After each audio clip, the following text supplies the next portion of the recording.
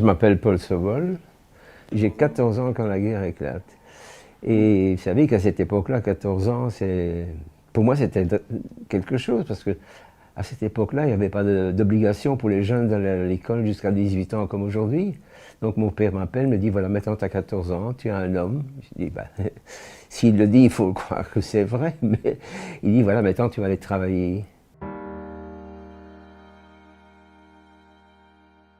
Vous savez, je savais qu'on était d'origine juive, mais on n'était pas du tout religieux, on parlait français à la maison, donc, qu'est-ce que vous voulez, pour moi ça n'avait aucune signification. Et quand j'ai eu 16 ans, des vacances, etc., j'ai voulu retourner à l'école. Et à ce moment-là, on m'a dit non, tu peux pas suivre l'école, parce qu'il y a une nouvelle loi, interdiction pour les juifs d'aller à l'école. Et c'est à ce moment-là que je me suis rendu compte qu'il y avait quelque chose. Quand ma maman m'a cousu cette étoile sous ma veste, je me dis, qu'est-ce que c'est que cette histoire? Moi, ah oui, tu es juif, ah bon? Et puis, je prenais tout ça au second degré, parce que vous ne voyez pas le danger. Parce que dans la bande de copains où j'étais, à l'école, c'était ça. J'étais le seul qui avait l'étoile. Donc ils me considéraient tous comme le shérif de la bande. C'est pour vous dire qu'on ne voyait pas du tout le danger. Le 6 juin 1944, un événement, le débarquement en Normandie. Et alors nous, on se dit, s'il pouvait arriver jusqu'à Bruxelles, on ne devrait plus rester caché. Donc on pourrait sortir librement. Malheureusement, le 13 juin 1944, en pleine nuit, la Gestapo entoure la petite maison où on est caché et elle arrête toute la famille parce qu'ils nous surveillaient, on avait été dénoncés. Ils sont arrivés à faire un train de wagons de marchandises. Et alors on a été sélectionnés pour partir, toute la famille. Alors on a été embarqués dans ces wagons, à 40 ou 50 par wagon, avec la petite valise, avec les quelques aliments qu'on avait, etc. Et puis...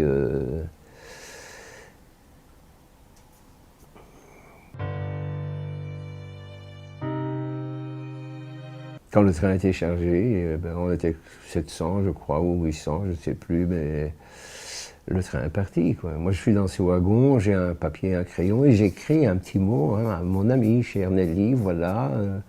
nous sommes déportés, nous ne savons pas où, mais nous sommes pleins de courage, nous reviendrons. Je mets son nom, son adresse, etc. Et ce papier, je laisse tomber entre les fentes du plancher de ce wagon.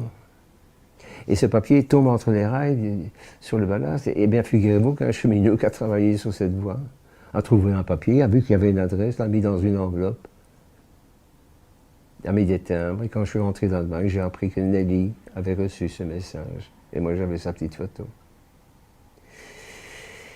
Et puis voilà, on a été transportés comme ça, comme des ballots, pendant 3 jours, 3 nuits, etc. C'est pas des trains prioritaires, donc on restait immobile pendant des heures, et puis on regardait par la lucarne, on voyait qu'on avait quitté la Belgique, quand il est rentré en Allemagne, puis qu'on était rentré en Pologne, mais on ne savait pas où on allait, puisqu'on ne nous avait pas prévenus.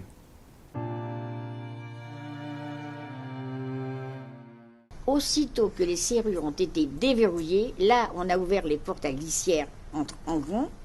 Et là, nous avons été accueillis, mais entre guillemets, nous avons été accueillis par des cris, des hurlements et des aboiements. Raus, schnell. Schnell, schnell, los, raus, raus. Eh bien, raus, ça veut dire dehors. Autrement dit, on aurait pu nous dire sortez, descendez, sautez. Non, on nous dit dehors. Voilà le premier mot qu'on entend après 3 jours où on n'a pas dormi, pas mangé, tout. Dehors, allez, dehors, dehors.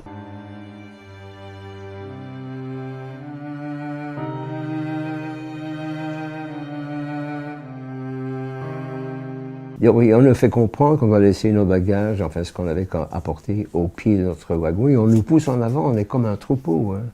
Et quand tout le monde s'est eu délesté de ses affaires personnelles, à ce moment-là sont arrivés plusieurs SS, avec des espèces de matraques à la main, et ils ont commencé à séparer les hommes des femmes. Ils mettent les femmes à gauche, les hommes à droite. Il faut ça très vite. Hein. Ils poussent les femmes à gauche, les hommes à droite. Et là, j'ai vu les premières brutalités, parce que devant moi, il y avait un couple de monsieur, madame, avec ses petits-enfants. Le monsieur ne voulait pas quitter sa femme et ses enfants. Pour quelle raison? Parce que il devait rester en famille. Mais alors un SS est arrivé avec sa matraque, a commencé à le battre jusqu'au moment où il lâche prise et puis il a rejeté vers les hommes en disant « mais tu les verras plus tard ». À sa droite, il y avait les camions qui attendaient, et à sa gauche, il avait déjà trié une douzaine de femmes. Alors on arrive à sa hauteur, bon, par chance, il parle un petit peu le français, un mauvais français qu'on comprend très bien, et avec brutalité, il nous dit « ceux qui sont fatigués, ils montent les camions. Ceux qui peuvent marcher, ici ». Et là, qu'on rejoigne les femmes qu'il avait déjà choisies. Ils ont mis à gauche les malades, les tout vieux, les tout jeunes. Mon jeune frère, qui avait 14 ans, a été mis à gauche. Moi, j'ai été mis à droite avec mon père. Écoutez, je ne sais pas ce qui s'est passé dans ma tête. Hein. Moi, je me suis dit en moi-même, moi, je ne suis pas fatiguée, moi, je marche. Probablement que j'avais besoin de me dégourdir les jambes. Mais vous savez qu'en aucun cas, je pouvais imaginer que c'était une sélection, que mon sort se passait ce matin-là. Je me suis donc positionnée avec les femmes qu'il avait choisies sans qu'il me désigne. Et ce qui s'est passé, eh ben, c'est que comme il était tout seul, il était un peu débordé, il n'a pas remarqué que je n'avais que 14 ans.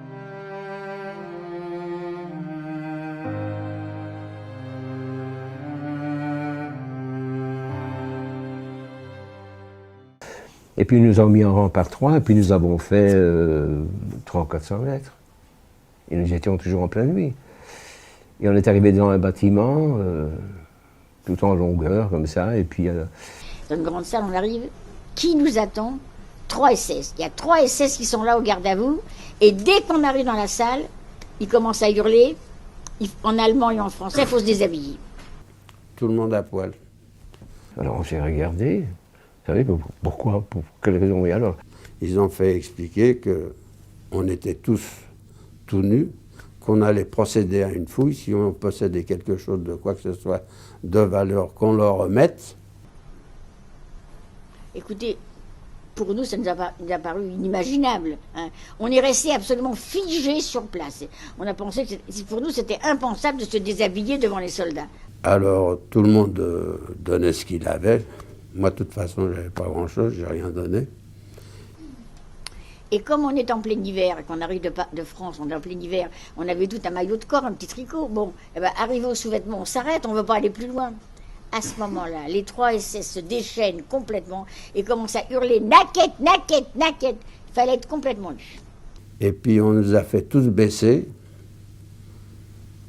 Et un des dirigeants, les capots et tout ça, eh ben, ils nous ont mis le doigt dans l'anus pour voir si on avait caché quelque chose. Tout le monde y avait droit. Et si seulement quelqu'un se rebiffait, prenait des coups. D'ailleurs, c'est là qu'on a commencé à distribuer des coups. Et ensuite, du fond de la salle arrivent plusieurs femmes. Elles ont chacune une tondeuse à la main. Sans explication, il avait une tondeuse. Il a commencé à me tondre les cheveux, la boule à zéro, et puis en dessous des bras, les poils du pubis, tous les poils du corps, quoi. Et on nous fait attendre un bout de temps, debout, rasé comme ça. Et puis hop, il m'a rejeté vers un autre de ces bagnards qui avait, lui, un seau, il avait une branche, il devait avoir un détergent dans ce seau, parce qu'on m'a passé ça partout, où on m'avait tourné.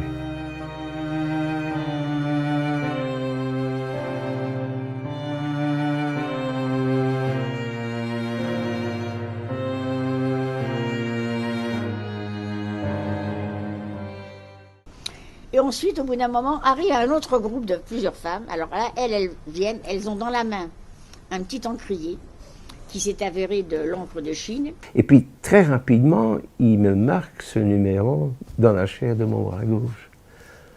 Je ne comprends pas ce qu'il fait. Pourquoi? Je ne comprends pas.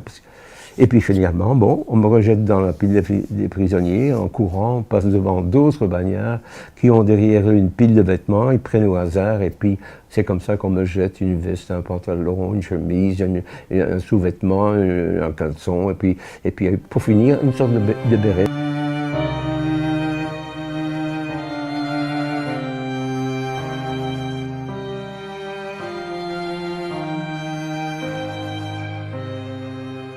Et ensuite, en dernier lieu, on voit arriver de l'extérieur plusieurs femmes qui portent un tonneau et qui sont accompagnées d'une capot. C'est la soupe qui arrive. Alors il nous faut mettre en file très rapidement, l'un derrière l'autre. Et puis on voit arriver un autre avec des gamelles à moitié rouillées. Alors elle dépose le tonneau au milieu de la pièce et il y a la capot qui est la préposée qui est là. Elle soulève le couvercle du tonneau. Écoutez, une odeur une odeur absolument infâme qui se dégage du tonneau. Je ne sais pas à quoi la soupe elle était, mais c'est une odeur horrible. Alors, ils comptent 5 prisonniers. Ils prennent une de ces gamelles dans laquelle ils mettent 2 louches de ce liquide brun chaud et ils nous le donnent. Une gamelle pour 5. C'est-à-dire qu'en l'espace d'une bonne demi-journée, tout bascule dès le premier jour. Hein. Parce que quand vous arrivez par cette fameuse ouverture-là, vous descendez du train, quand vous descendez des wagons, vous arrivez de France, vous arrivez de la liberté, il y a 15 jours qui est libre, vous arrivez aussi de la civilisation, vous avez un nom, vous avez un prénom. Bon. Vous avez des cheveux, vous ressemblez à une jeune fille, vous ressemblez à une femme, vous êtes habillé correctement avec des vêtements normaux. Eh bien, quand on vous fait sortir par l'autre ouverture et qu'on va vous conduire dans les blocs qui vous sont des blocs de quarantaine, eh bien, en une demi-journée, on a perdu toute identité parce que maintenant, à partir de maintenant, c'est terminé. On a perdu toute identité. Plus jamais, on va vous appeler ni par votre nom, ni par votre prénom. Vous devenez le numéro matricule qui a été tatoué sur le bras. Et c'est comme ça que se termine le jour de l'arrivée.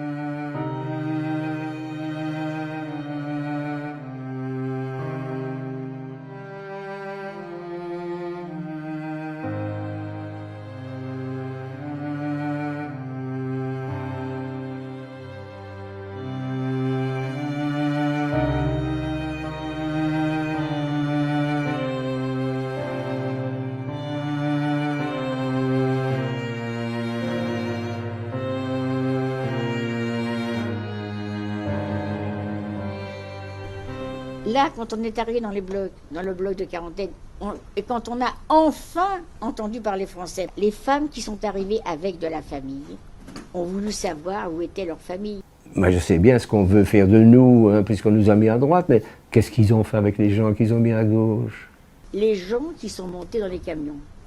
Où est-ce qu'ils sont et quand est-ce qu'on va pouvoir les voir? C'est quand même une question normale. Elles nous disent ici à Auschwitz, il y a des chambres à gaz. Mais ils se sont évadés par la cheminée. On n'a pas compris ce que ça voulait dire. Écoutez, on les regarde complètement embêtés, on ne comprend pas. On ne comprend pas ce qu'elles nous disent. Parce que tout simplement, Birkenau, Auschwitz numéro 2, était le camp d'extermination totale. Alors elles ont vu à notre air ahuri qu'on ne les croyait pas. Alors elles nous ont dit, mais voyez quand même bien là-bas les cheminées qui fument. Et c'est pour ça qu'il y avait une grande cheminée, enfin, et que c'était le slogan, enfin, voilà, tu t'évades par la cheminée. On avait aperçu effectivement assez loin, parce que nous on se trouve assez loin des chambres à gaz, là où on est. On avait aperçu de loin une cheminée qui fume. Mais qu'est-ce que c'était pour nous une cheminée qui fume? Ben, c'était une fabrique, c'était une usine. Comment imaginer, comment croire que ce sont les corps des gens qui sont arrivés le matin et qui sont en train de brûler?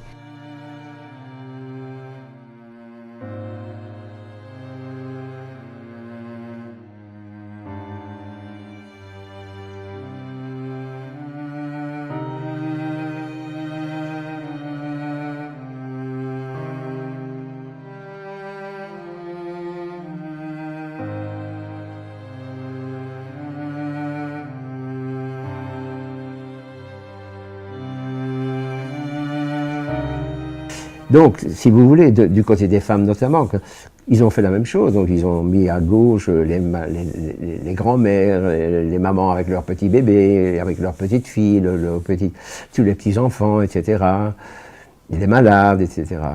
Et puis on leur a dit, voilà, vous allez rentrer dans un camp, mais il y a le typhus. Et le typhus, c'est mortel. Et c'est pour ça que vous devez passer par une douche, c'est une désinfection. Alors vous voyez, là, il y a des camions avec la Croix-Rouge. Ceux qui ne savent pas marcher peuvent prendre le camion, autrement vous allez promener jusque dans le vestiaire. Et on les amenait dans un vestiaire. Effectivement, il y avait des crochets au mur avec des numéros, il y avait des bancs, etc. Et on leur dit, voilà, maintenant vous allez mettre vos vêtements au crochet. Mais vous devez vous souvenir du numéro. Bon. Et puis quand ils étaient tous nus, puis on les a amenés dans ce qui est la douche. Parce qu'il y avait des pommeaux de douche.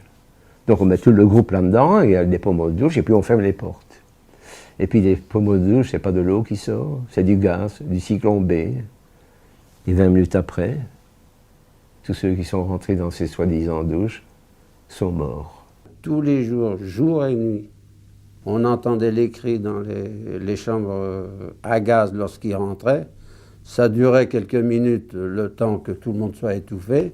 Alors voyez-vous, les portes s'ouvrent de l'autre côté. Et il y a un commando de prisonniers qui tire tous les cadavres dehors.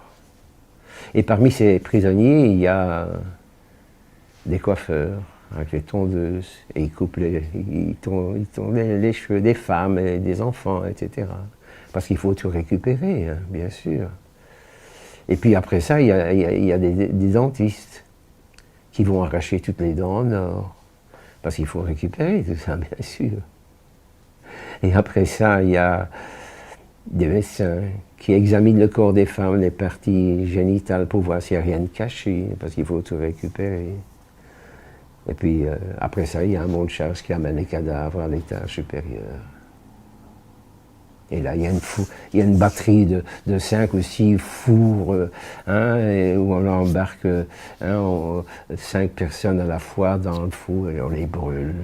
Mais comme il n'y avait pas assez de fours crématoires pour brûler 25 000 personnes, je ne dis pas 2500 personnes, mais 25 000 personnes dans la journée, et les jeter dans les fosses, eh ben, j'ai assisté ça pendant un mois, tous les jours. Et puis même les cendres, on a récupéré aussi pour en faire de l'engrais. Et c'est comme ça, voyez-vous, qu'on récupère absolument tout de l'être humain.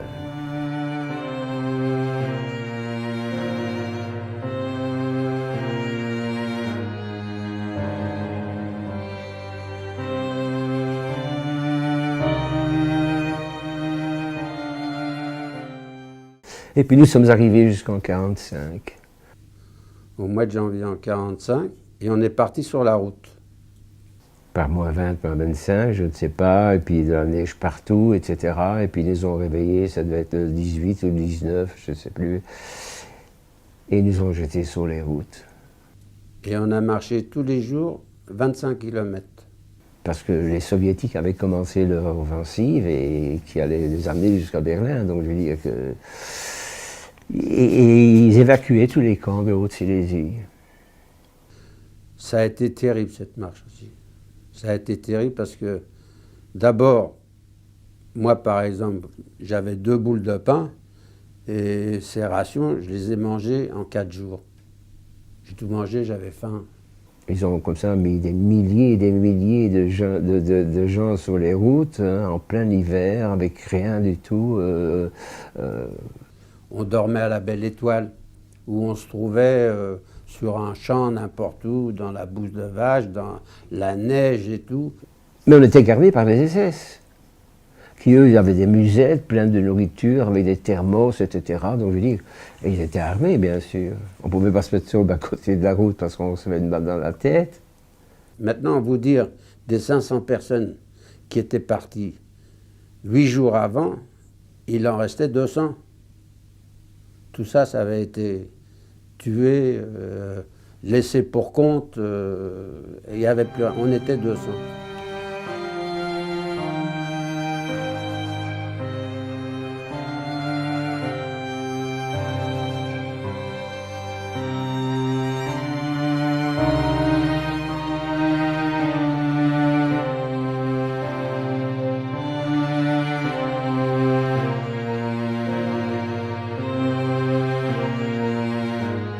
maintenant, je vais terminer en vous donnant l'historique de mon transport. Je vous ai dit qu'il y avait un très très grand train à Bobigny.